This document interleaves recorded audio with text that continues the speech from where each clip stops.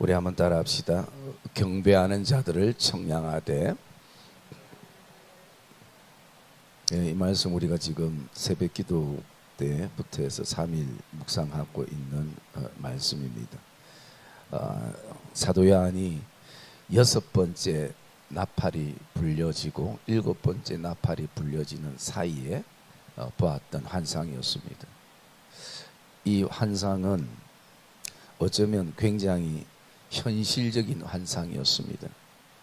그것은 천사가 그에게 갈대, 즉 그 당시에 줄자 같은 것을 주면서 하나님의 성전과 제단과 그 안에 경배하는 자들을 청량하라라고 말씀하고 있는 것입니다. 성경에는 이 청량하는 내용들이 많이 나옵니다. 그리고 특별히 하나님께서 직접 청량하라라고 말씀하실 때도 있었습니다. 그래서 하나님의 그 청량하라는 의도는 뭔가 보통 두 가지로 우리가 생각을 합니다. 첫째는 이 교회는, 이 백성들은 하나님의 교회고 백성이기 때문에 나의 소유고 나의 보호 안에 있다라는 것을 확인시켜 주는 것입니다. 그래서 하나님께서 청량하라라고 하실 때는 어떤 울타리를 치게 만드는 요소가 되는 것입니다. 그것이 우리 에스겔 40장 말씀 볼까요? 에스겔 40장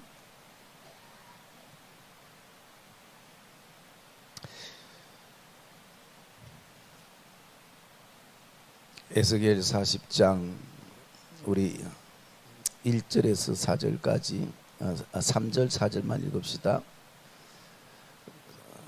에스겔 40장 3절 제가 먼저 읽을게요. 나를 데리고 거기에 이르시니 모양이 녹같이 빛난 사람 하나가 손에 3줄과 청량하는 장대를 가지고 문에 서 있더니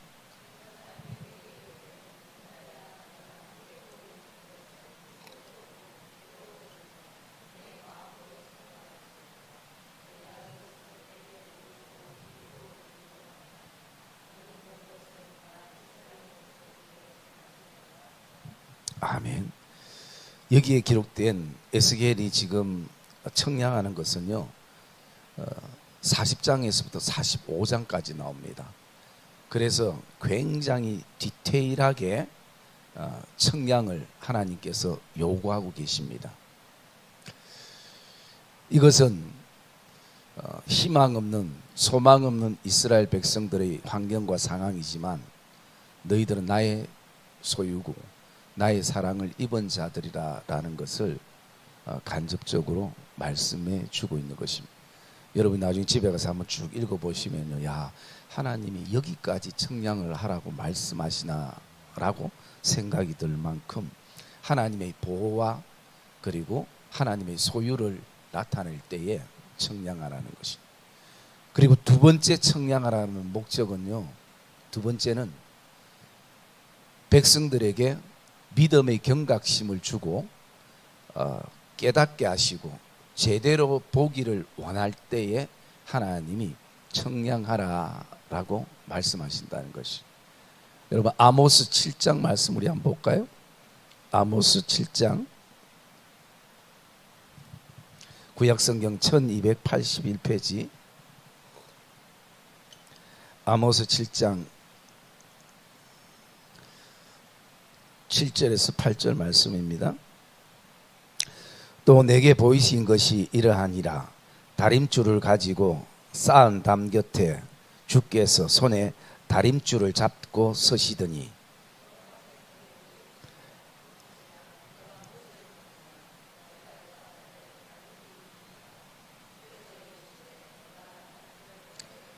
이스라엘 가운데에 두고 다시는 용서하지 아니하리니.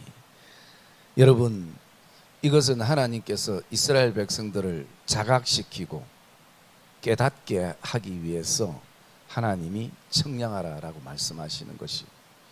그래서 여러분 여기에 나오는 다림줄은 이미 여러분들이 알고 계시지만 그 벽돌을 이렇게 쌓을 때에 벽돌이 바른지 비뚤은지 그냥 우리가 육안으로 보는 거하고 청량은 달라요.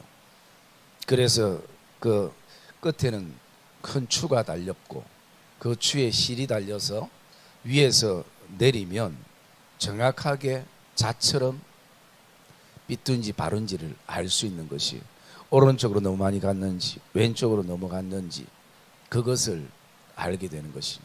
그래서 하나님께서 지금 어떻게 해요? 내가 다림줄을 내 백성 이스라엘 가운데에 내려두고 이스라엘 백성들이 모습이 어떠한가, 신앙이 어떠한가, 삶이 어떠한가 그것을 보라는 것이. 여러분 청량 안 하면 모를 때가 많습니다. 여러분 목욕탕 가면 항상 몸무게 재죠? 목욕탕 안 가요? 생일에도 안 가요? 저는 꼭 2번은 갑니다. 생일하고 크리스마스하고. 저는 근데 목욕탕 가면 잘 안 재요. 왜냐하면 뭐 그 몸무게가 그 몸무게라 생각하고. 그런데 여러분 내 몸무게를 망각하다가 딱 저울에 올라가면 내가 이만큼 나갔나? 또는 이만큼 빠졌나? 알게 되는 거예요. 그런데 여러분 건강을 굉장히 체크하는 사람은 항상 거기에 예민해 있습니다. 그래서 몸무게를 재보고 내가 운동을 더 해야 될지 또 살을 찌어야 될지 빼야 될지. 뭐 찌어야 될 사람들은 거의 뭐 별로 없죠. 다 빼야 될 사람들이겠죠. 빼야 될지. 여러분 청량하기 전에는 눈대중으로는 알 수가 없어요. 그래서 여기에 청량이라는 것은 어떤 그것을 정확하게 판단할 수 있는 기준과 가치가 있어야 되는 것입니다. 한마디로 자가 있어야 된다는 것이. 그래서 하나님께서 지금 사도 요한에게 갈대와 같은 자를 주면서 말씀하는 것이에요. 그러면 뭐 몸무게는 그 저불이 청량을 하겠지만 내 신앙과 삶은 무엇이 청량할 수 있는 기준이 뭔가? 자가 있어야 되잖아요. 그 자는 바로 하나님의 말씀인 거예요. 사람이 나를 판단하는, 나를 평가해 주는 그것은 조언이 되고 참조는 되겠지만 정확한 거 아닙니다. 왜? 내 눈으로 본 게 그게 전부이기 때문인 것이. 그래서 우리는 무엇을 내 신앙에 잣대를 갖다 둬야 되는가? 바로 하나님의 말씀을 갖다 대면 거기에는 딱 정확한 무게가 나오고 또 답이 나오게 되어 있는 것입니다. 여러분 큰 건물을 지으면 지을수록, 아니 큰 건물뿐만 아니라 작은 건물을 지어도 제일 먼저 청량사들이 청량을 합니다. 그게 제일 기본이에요. 건물이 그냥 지지는 것이 아니라 대충대충 뚝딱뚝딱 되는 것이 아니라. 그래서 지금 이 마지막 시대에 하나님이 사도 요한을 향해서 청량을 요구하시는 것은 2가지 의미라는 것이에요. 첫째는 여전히 너희는 나의 백성이고 나의 성도고 그리고 나의 교회라는 하나님의 소유라는 메시지가 그 안에 있고요. 또 하나는 그 속에서 또 청량의 이유는 그런 가운데서 내 지금 신앙의 상황과 상태가 어느 정도인지를 다시 한번 측정해보고 이 마지막 때일수록 믿음의 경각심을 우리에게 가지라라는 그런 교훈을 오늘 본문은 우리에게 주고 있다라는 것입니다. 그래서 하나님은 지금 3가지를 청량하라라고 말씀합니다. 첫 번째는 하나님의 성전, 2번째는 제단, 3번째는 그 안에서 경배하는 자들. 그래서 저는 이 말씀을 묵상하면서 아니 성전이 제단이고 제단이 성도들인데 거의 동일한 말씀이 아닐까. 라고 생각을 했었습니다. 그러다가 좀 더 생각하면서 제 나름대로 여기서 그냥 얻어지는 어떤 교훈은요, 첫 번째는 우리가 나의 그 성전을 청량해야 되는데, 이 모든 청량의 잣대는 말씀이라고 말씀드렸습니다.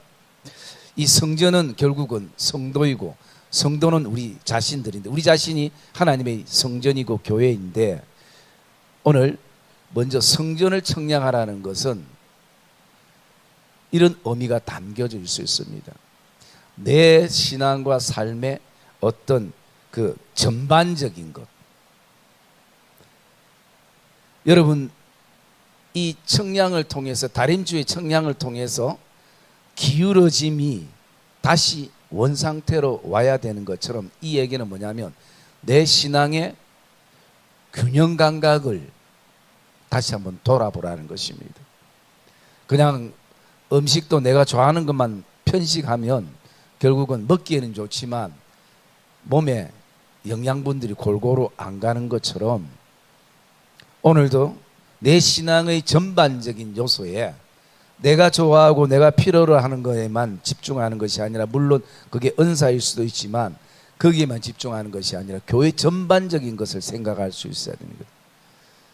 그래서 여러분, 교회마다 가장 목사님들이 머리 아파하는 게 뭐냐면 교회 안에 집단 이기주의입니다.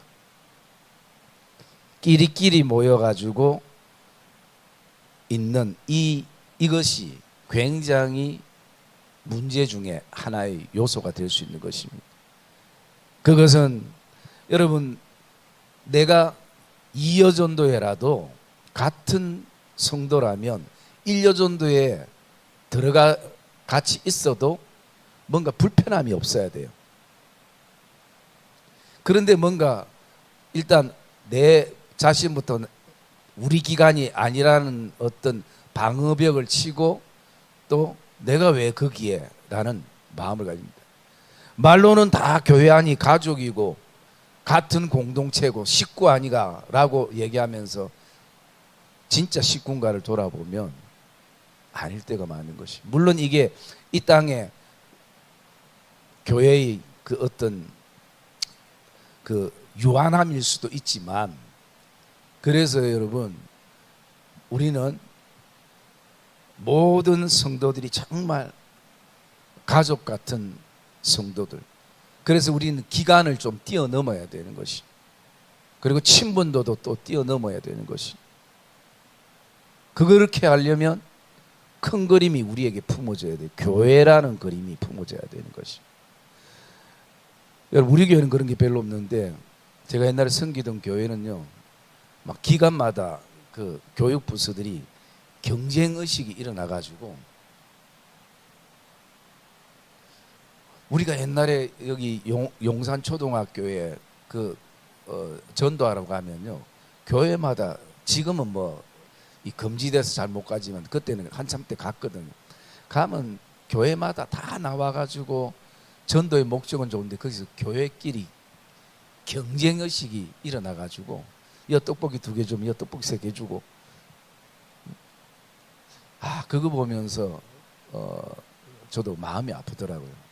크게 보면 사실은 정상적인 교회들은 다 같이 하나님 나라를 이루어 가잖아요.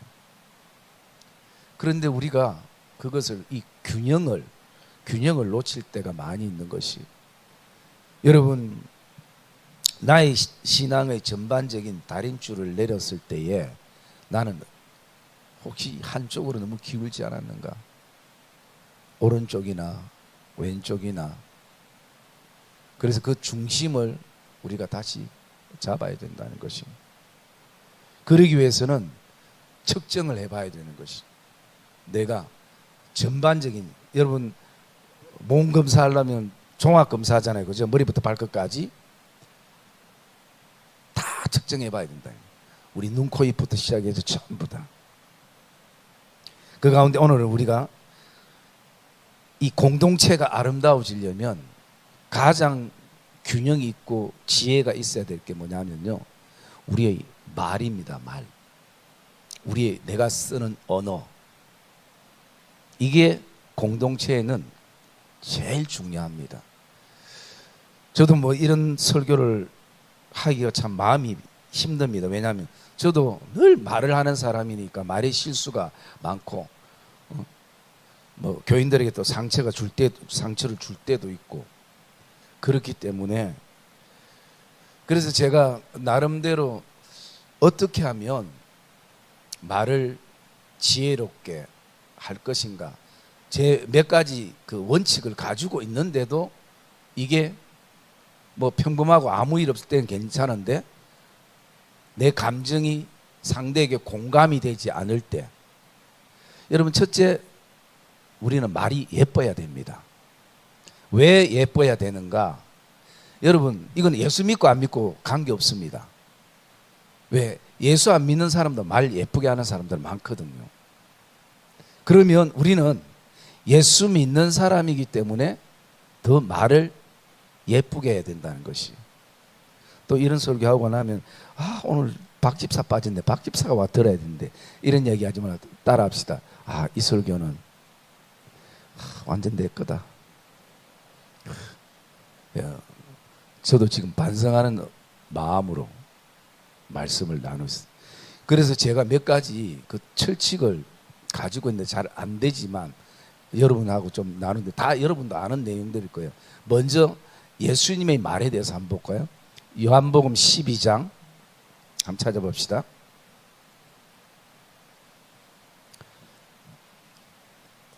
요한복음 12장 49절.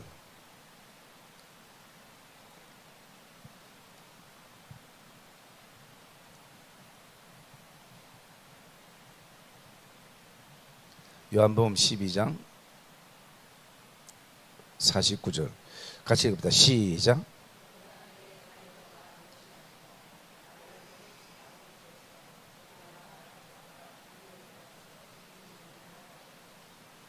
아멘. 여러분, 오늘 주님이 뭐라고 말씀합니까? 나는 내 자의로 내 입에 나오는 대로 얘기하는 것이 아니라 나를 보내신 아버지께서 내가 말할 것과 이럴 것을 친히 명령하실 때에, 그래서 지금 예수님은 말을 할 때에 여과기가 있어요. 그 여과기가 뭐냐면 하나님이에요. 그래서 하나님께서 나에게 말할 것과 이럴 것, 제가 금방지게 좀 영어 좀 쓸게요. 여기 말할 것은 what to say, 무엇을 말할 것인가. 그 다음에 이럴 것, 이것은 how to say. 왜 영어를 쓰냐면 영어를 쓰면 금방 식별이 돼요. 우리의 문제는 말할 것, 무엇을 말할 것인가에는 문제가 없습니다. 다 저와 여러분들이 고민을 하고 여과기에 거쳐야 될 것은 how to say, 어떻게 말할까라는 것이. 이게 잘 안 되는 거예요. 이게 훈련이 안 되는 거예요. 그러니까 교회는 늘 다 상처받은 사람들밖에 없어요. 상처 준 사람 어디 있는지 모르겠지만 다 상처받은 사람들. 왜 그런가? 내가 말할 것 당연히 말할 수 있지만 어떻게 말할까를 좀 생각해 봐야 된다는 것이. 그래서 여러분, 같은 말이고 같은 표현인데도요, 사람은 그 단어만 듣는 것이 아니라 그 말에는 감정이 같이 흘러 들어가기 때문이에요. 그래서 여러분, 우리는 내 언어의 말에 대한 치수를 측정해 봐야 돼요. 그냥 습관적으로 살지 말고 이것을 우리가 주님이 그렇게 하셨다면 이유가 있지 않겠습니까? 그래서 주님은, 우리의 문제는 뭐냐? 여과기가 없는 것이에요. 그래서 오늘 주님이 뭐라고 말씀합니까? 먼저 나는 내 자의로 말하는 것이 아니요. 여러분, 내가 자의로 말하면 거기에는 항상 상처가 있습니다. 있을 수밖에 없어요. 그래서 여러분, 오늘도 저와 여러분들이 여과기를 두어야 돼요. 여과기를 한 개 둘 수 있어야 되는 거죠. 그렇기 때문에 우리가 주님께서 말할 것과 이룰 것을 명령하셨을 때 말씀하는 거예요. 그래서 여러분 보면 지혜롭게 말하는 사람들이 있잖아요. 우리 교회도 그런 분들이 좀 많았으면 좋겠어요. 지혜롭게. 제가 오늘 안 그래도 좀 자료 찾다가 유재석 씨가 나오는 어떤 말에 대해서 강의하는 분 있던데 내용이 너무 길어서 막 정리가 안 돼서 여러분들한테 좀 소화를 제가 시켰으면 해줄 건데 소화를 잘 못 시켜가지고 그래서 여러분 어쨌든 이게 먼저 내 안에는 그 철칙이 한 가지가 있고 또 두 번째는 뭐냐면 듣기는 속히 하고 말하기는 더디하라. 이게 어디 있는 말씀이죠? 에? 성경에 있는 말씀이에요.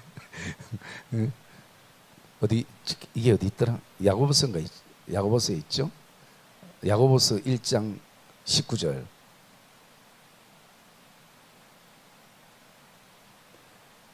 맞나 모르겠다. 야고보서 1장 19절 맞죠?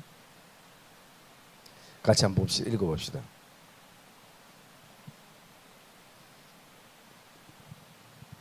야고보서 1장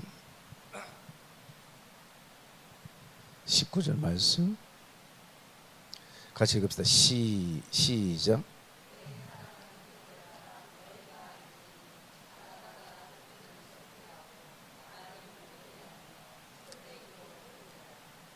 네, 여러분 그래서 이 얘기는 들을 때는 빨리 듣고 말할 때는요 한 최소한 3초에서 5초 정도, 그죠? 5초 정도 생각하고 말하는 것 참 쉽지가 않죠. 그냥 우리는 바로 나오죠. 생각도 없이 자의적으로. 그리고 또 집에 와서 또 땅을 치면서 후회하죠. 여러분 이것은 훈련입니다. 내 말의 치수를 재야 돼요. 그리고 또 더 중요한 것은요,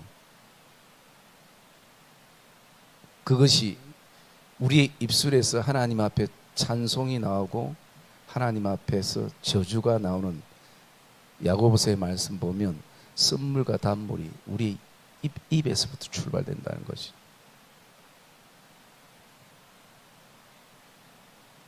그리고 가장 중요한 거예요.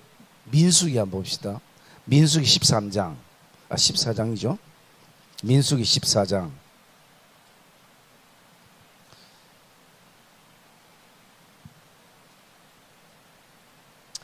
민수기 14장 27절 말씀. 27절. 구약성경 218페이지. 민수기 14장 27절 시작.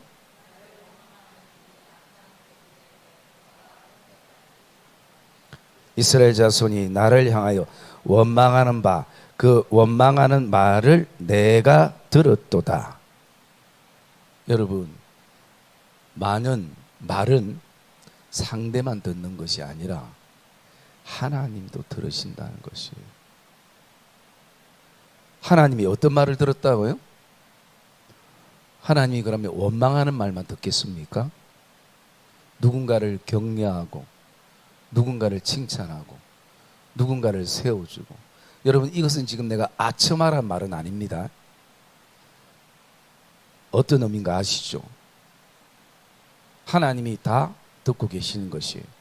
그러면 내 입술에 나오지 않아도 내 마음에 품는 말도 하나님은 이미 아신다고 봐야 돼요. 내 마음에 품는 말도. 그리고 그 말은요 반드시 하나님이 그대로 행하신다요. 그 밑에 28절 한번 읽어봅시다. 28절 말씀 시작. 민수기 14장 28절 시작.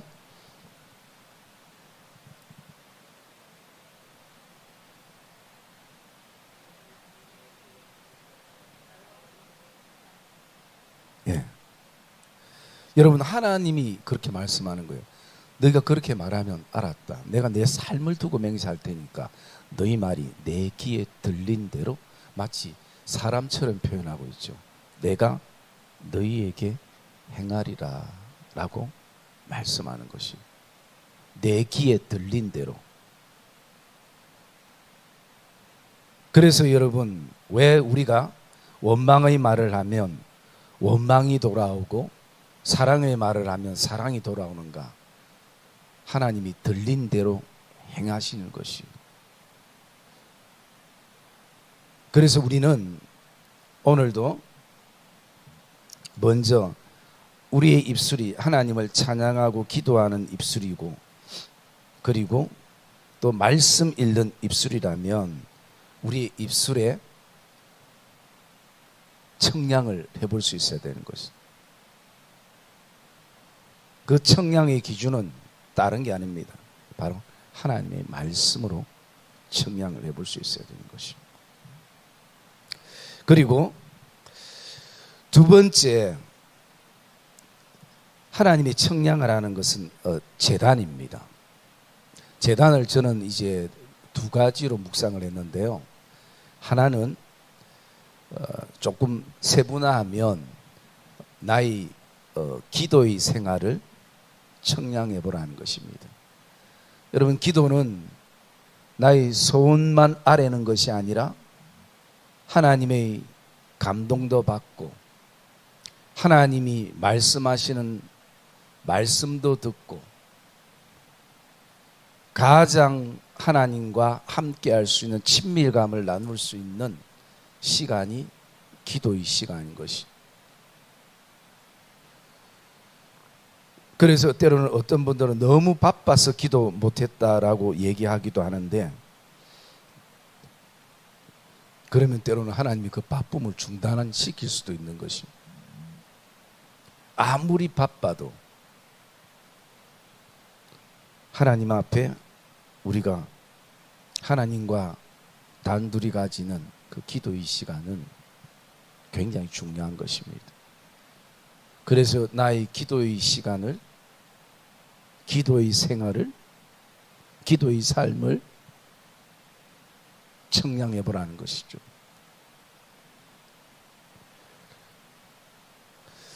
저는 옛날에 신학을 공부할 때에 목사님들이 한 번씩, 목사는 성경을 많이 읽어야 돼, 목사는 기도를 많이 해야 돼, 그냥 그 말이 스쳐 들었습니다. 왜냐하면 당연하다고 생각했는데, 그런데 잘 안 되더라고요. 얼마 전에 이제 그 목사 안수 받는 사람들 시험을 치고 면접을 이렇게 보는데요. 저는 뭐 할 말이 없어서 그냥 뭐 질문 안 하고 패스했는데, 이 선배 목사님들이 묻더라고요. 다른 거 안 묻고 기도 생활 어떻게 하는지, 말씀 생활 어떻게 하는지. 그때 네 분이 이제 목사 안수를 받는데, 여러분, 새벽기도 아무도 안 나갑니다. 강도사인데도 다 나름대로 뭐 이유가 있어요. 갔다 와서 면접을, 저도 있었습니다. 갔다 와서 선배 목사님들이 그냥 한숨만 쉬시더라고요. 한국 교회가 진짜, 저도 뭐 부끄러워 고개를 숙였습니다만은, 그러니까 대부분 뭐냐면 이 패턴이 늦어져 가지고, 그래서 물론 뭐 그게 새벽 기도가 그 사람의 어떤 기도 생활을 다 청량하는 것은 아닐 겁니다. 그러나 기본이지 않을까요?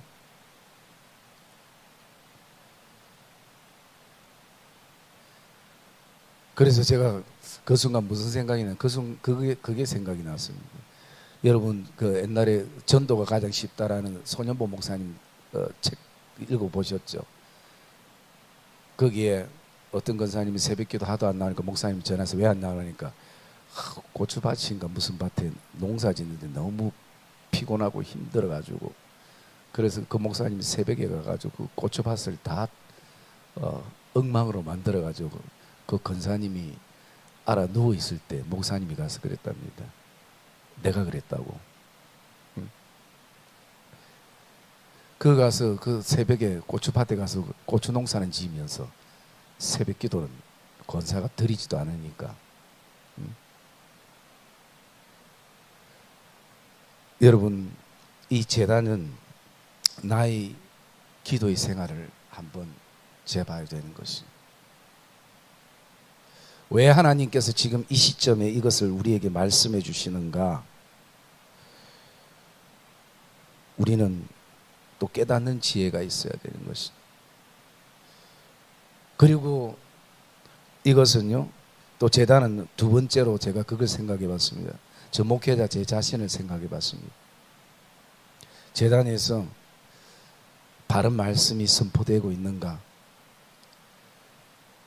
제대로 전하고 있는가? 나는 나의 만족 속에 놓여 있지는 않는가?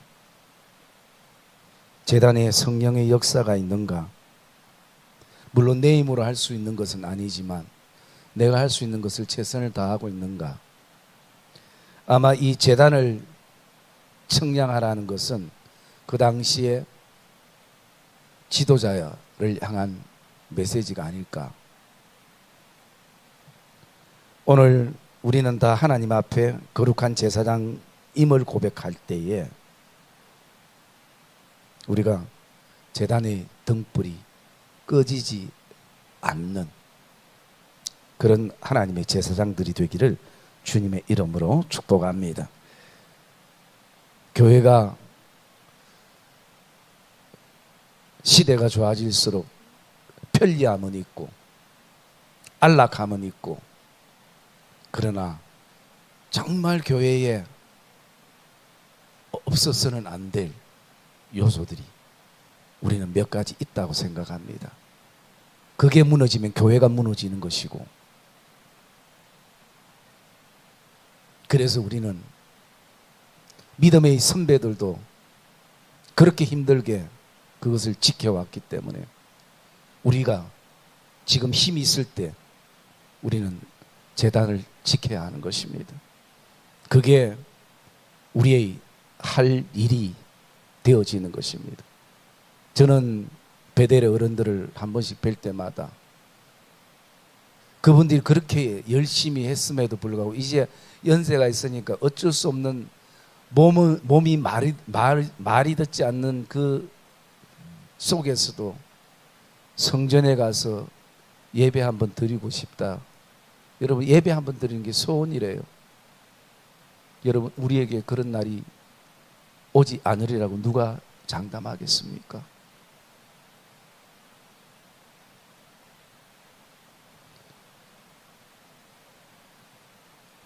그리고 세 번째, 경배하는 자들을 청량하라는 것입니다. 그래서 저는 이 경배하는 자들은 오늘 저와 여러분 같은 예배자라고 생각을 합니다. 저와 여러분들의 존재의 이유와 목적은 하나님을 찬송하고 하나님께 예배하는 자로 우리가 서는데 그 목적이 우리에게 있는 것입니다. 그렇기 때문에 이 예배자, 내가 예배자로서 하나님 보시기에 어떠한가 말씀을 통해서 나에게 잣대를 대봐야 된다는 것이, 뭐 예수 10년, 20년, 30년 이 경륜도 중요하지만 하나님 앞에 내가 예배자로 어떠한가.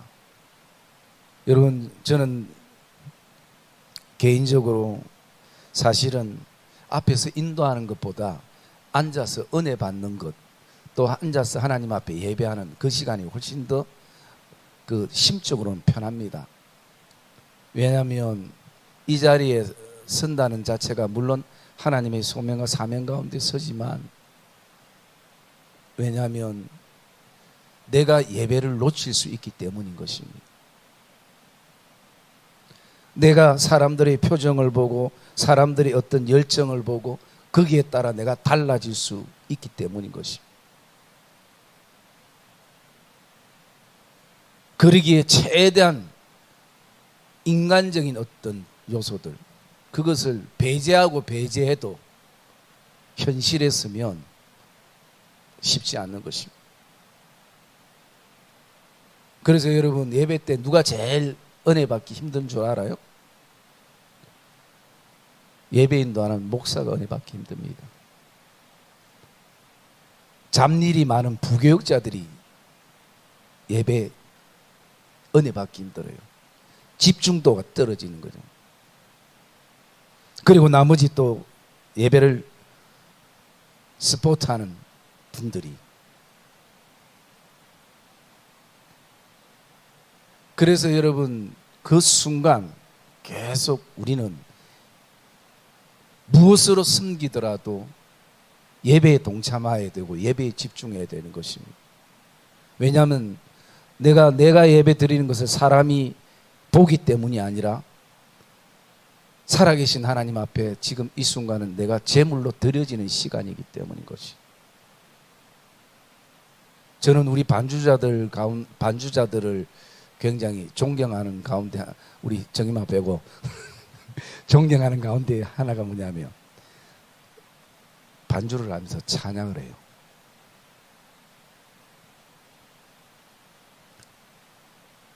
다빈 청년도 그렇고, 갑자기 본 반주 이름 생각이 안 나는, 진경 반주자도 그렇고 사모님도 그렇고 반주하면서 왜? 예배를 안 놓치려고 하는 거죠.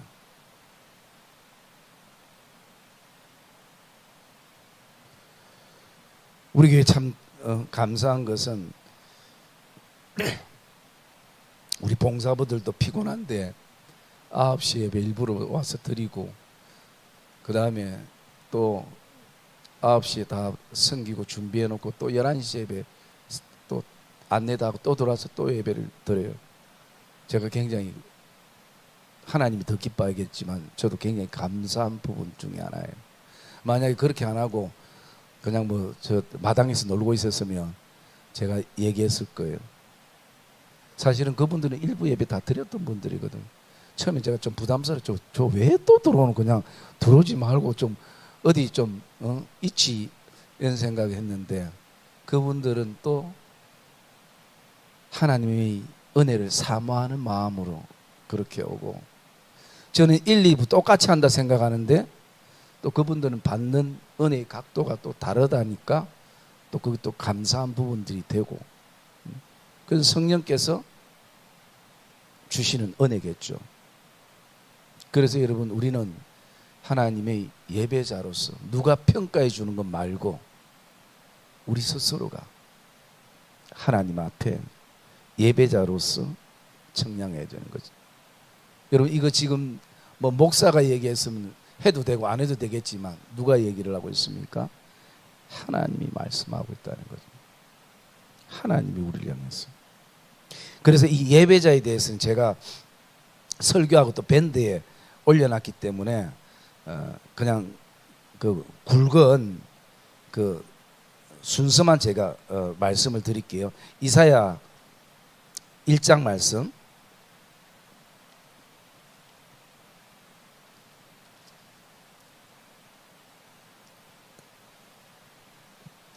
이사야 1장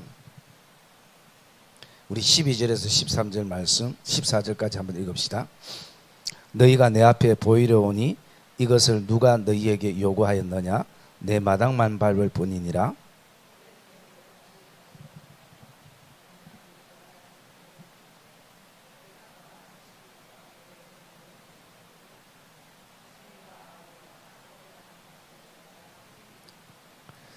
내 마음이 너희의 월삭과 정한 절기를 싫어하냐니 그것이 내게 무거운 짐이라.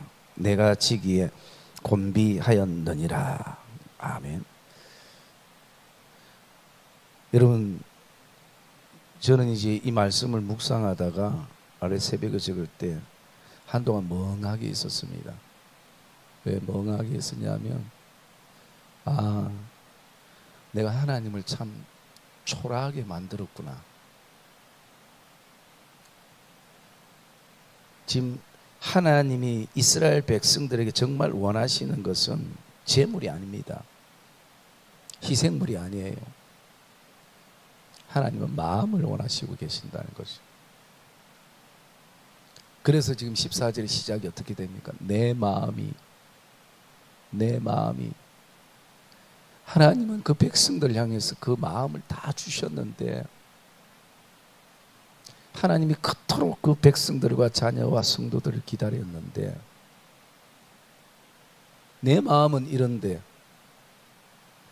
하나님이 월삭과 정해진 절기가 싫고 이게 도리어 내한테는 무거운 짐이고 곤비, 즉 피곤하다라는 것이에요. 왜 그럴까? 그것은요, 가장 근본적인 것은 하나님이 그 백성들의 마음을 원하신다는 것입니다. 하나님과 백성들은 사랑하는 사이인데 사랑하는 사이에 마음을 주지 않는 사랑이 이 땅에 어디에 있습니까?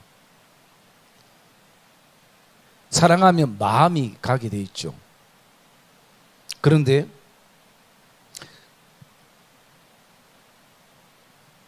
이들은 하나님 앞에 마음을 주지 않는 상황 속에 여러분 이사야가 1장부터 66장까지인데 가장 먼저 하나님이 말씀하는 부분이 바로 이스라엘 백성들에 대한 상태를 말씀해 주고 있는 것입니다.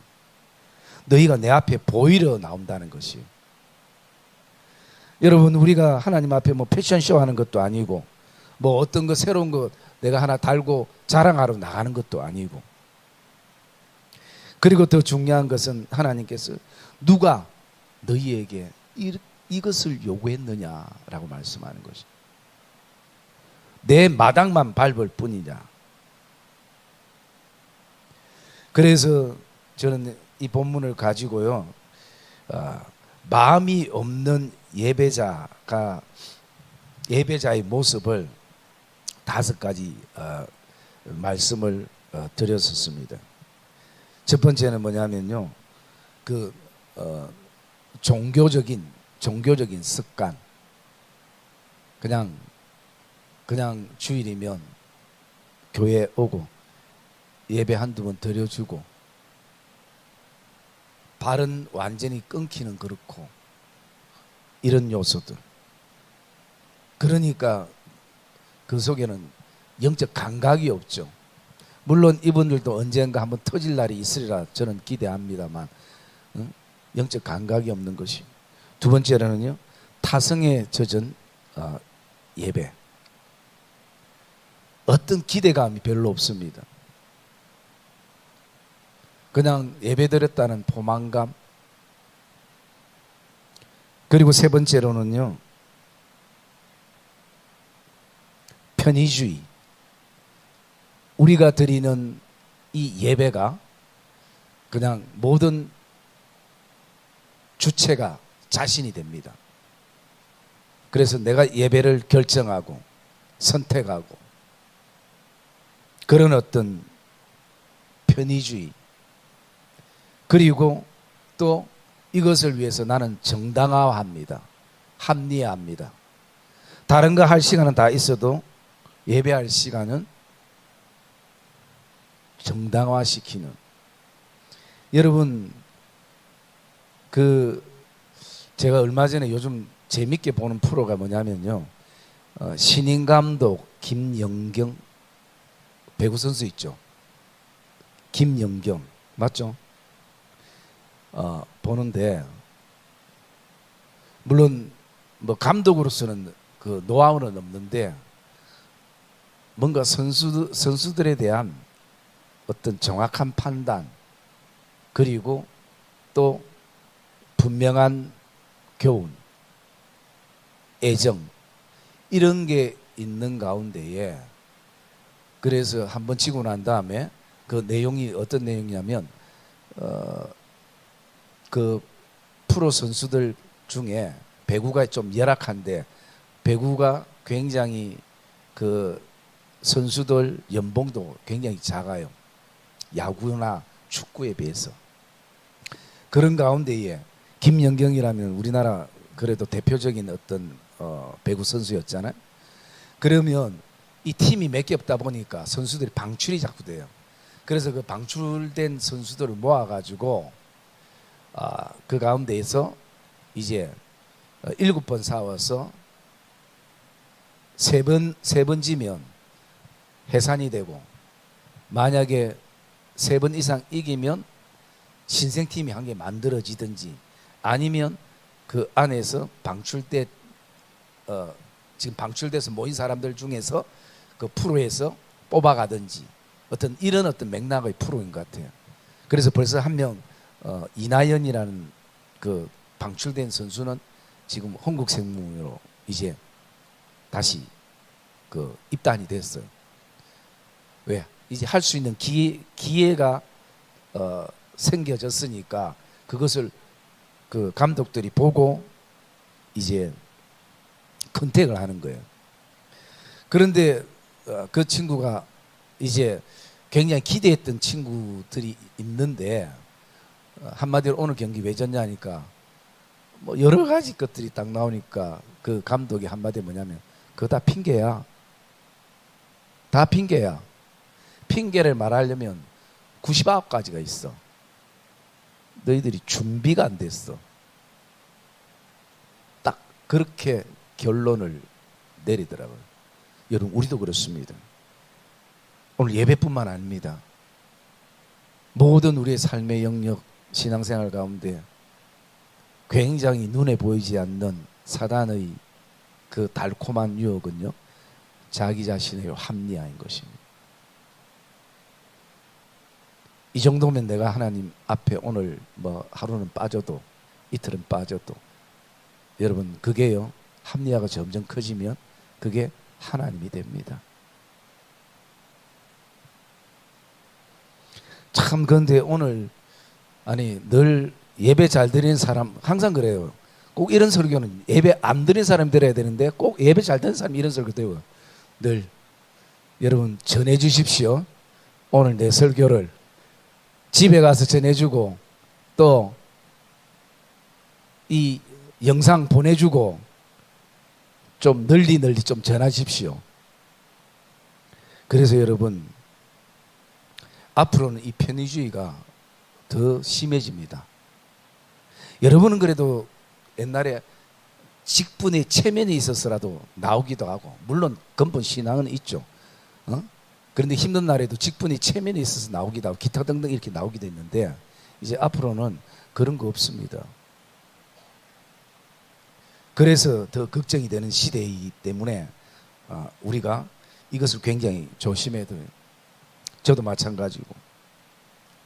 그리고 마지막 한 가지는, 제가 오늘 이 말씀, 이게 그 20절까지 이렇게, 여러분 모르는 분들은 벤담 찾아가 보시면 제가 구절 성구 옆에 다 적어놨습니다. 세 번째는 뭐냐면, 마음이 없는 예배자들의 모습은 불순종입니다. 여러분, 우리가 예배가 하나님 앞에 영광을 돌리지만, 또 은혜도 받지만, 굉장히 중요한 하나가 있습니다.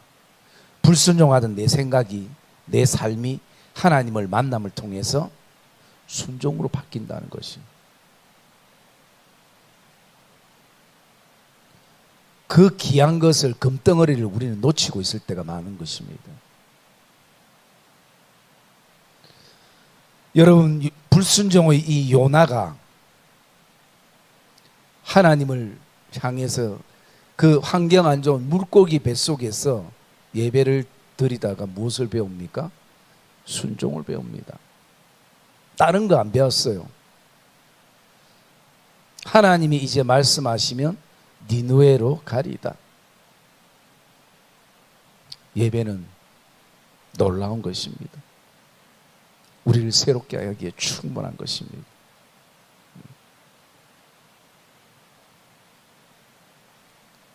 여러분, 우리가 죽어있는 생선가게 옆에 한 30분만 있어도 생선 비린내에, 또 악취에, 고기 다 이 장만할 때 악취에, 30분 이상 잘 잊지 못하는데, 여러분 한번 생각해 보십시오. 그냥 쉽게 뭐 뱃속에 놀러 간 것도 아니고, 여러분 살아있는 생물 안에 들어가 있습니다. 여러분 그러면 얼마나 냄새가 많이 나겠습니까? 그게 예배할 장소입니까? 그런데도 그런 곳에서 예배하면요, 불순종이 순종이 된다는 것이. 여러분 예배자로서 가장 중요한 것은, 이 모든 것을 다 우리가 포괄할 수 있는 것은 내가 하나님 앞에 마음을 드리는 것입니다. 이제는 옷 찢는 세대가 아니라 하나님 앞에 마음을 찢는 세대가 되어야 되는 것이. 거기에 출발해 오늘 이 자리에 모인 동력자들이, 또 믿음의 제사장들이 함께 결단 가지고 출발하는 복된 결단이 저와 여러분 안에 있기를 주님의 이름으로 축복합니다.